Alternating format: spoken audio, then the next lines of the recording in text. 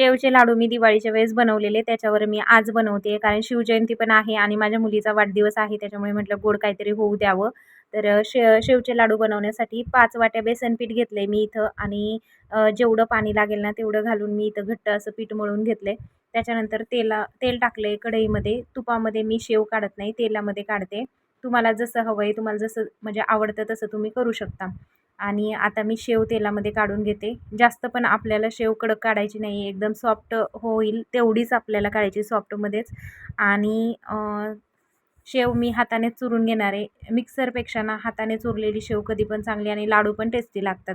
थोडंसं गरम गरम असतानाच पटपट चुरून घेतलं ना, म्हणजे एकीकडे सूर्या आपण पिळून घेतला ना तेलामध्ये, की लगेच इकडे चुरायला लागायचं, म्हणजे पटकन लगेच शेव चुरली जाते आणि भाजतं पण पटपट लगेच होऊन जातं. म्हणून मग मी हाताने चुरून घेते. त्याच्यानंतर मग मी आता पाकासाठी पाणी ठेवते कढईमध्ये. जवळ-जवळ इथं मी ना पाऊण तांब्या पाणी वापरले आणि 3.5 वाट्या इथं साखर वापरली आहे. ह्या वाटीनेच मी ना बेसन पीठ घेतलं होतं, त्याच्यामुळे 5 वाट्या बेसन पीठ आणि 3.5 वाटी साखर वापरली आहे. हे प्रमाण बरोबर आहे माझ्या, म्हणजे मी प्रत्येक वेळी करते ना, त्याच्यामुळे मला हे प्रमाण बरोबर वाटतं.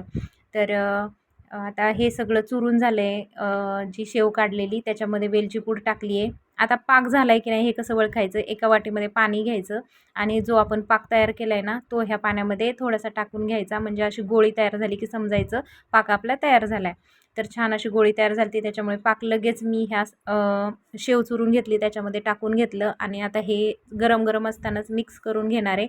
आणि हे गरम असतानाच आपल्याला लाडू बांधायचे आहेत, म्हणजे लाडू पटपट बांधले पण जातात आणि सॉफ्ट असे लाडू होतात. त्याच्यामुळे ना हाताला थोडेफार चटके बसतात, पण लाडू खूप छान होतात. आता बारीक बारीक साईजचे मी लाडू बांधून घेते.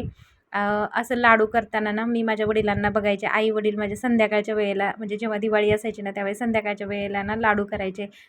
खूप म्हणजे भारी वाटायचं त्यावेळेस. ते रात्रभर जागून दिवाळी करायचे. असं काही पदार्थ करताना ना मला कायम माझ्या वडिलांचं ध्यान होतं, कारण आहे ना ते लाडू खूप छान बनवायचे आणि त्यांना ना असे गोड पदार्थ खरंच खूप आवडतात. आता लांब आहे खूप, नाही तर जवळ असते तर मग मी पाठवून दिले असते. तर आता लाडू आपले तयार झालेले आहेत आणि परीच्या बड्डेसाठी ही गोड डिश मी बनवली आहे. तुम्हाला कशी वाटली ही रेसिपी मला नक्की सांगा आणि तुम्हाला आजचा ब्लॉग कसा वाटला हे सुद्धा कमेंटमध्ये नक्की सांगा. परीसाठी विश नक्की करा, बड्डे विश तिला करा आणि भेटूया अशाच छान छान व्हिडिओमध्ये. आणि उद्या परीच्या बड्डेचा ब्लॉग पण येणार आहे, तो बघायला अजिबात विसरू नका.